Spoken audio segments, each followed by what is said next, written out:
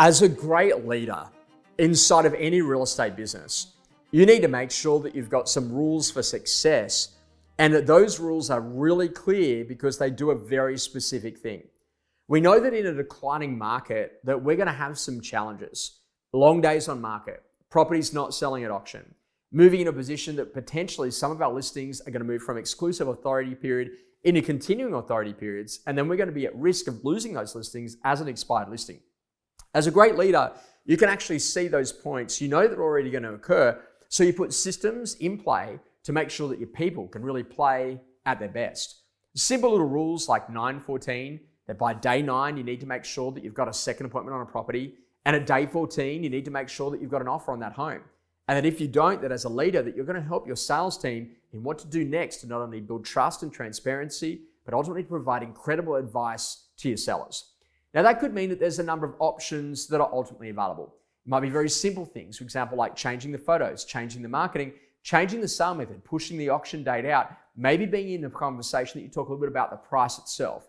But what we know is that if we make a change on any of those things, that we need to get a buyer through in the following 24 hours, so the link price change actually equals market activity, market momentum. It actually equals a result.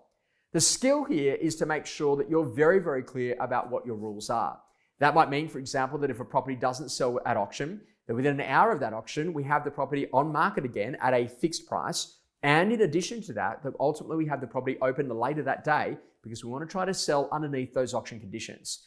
Then there's the skill about having another open for inspection on the Tuesday, meeting back with the vendor and getting the property back into campaign. It's also the skill of making sure that 30 days before the expiration of the agency agreement, that you're back in front of the client, re-signing in an exclusive authority period to get back control around the things that really count. Your skill, without a doubt, as a great agent and as a great business leader, as a great principal, as a sales leader, is to make sure that you keep everything on track.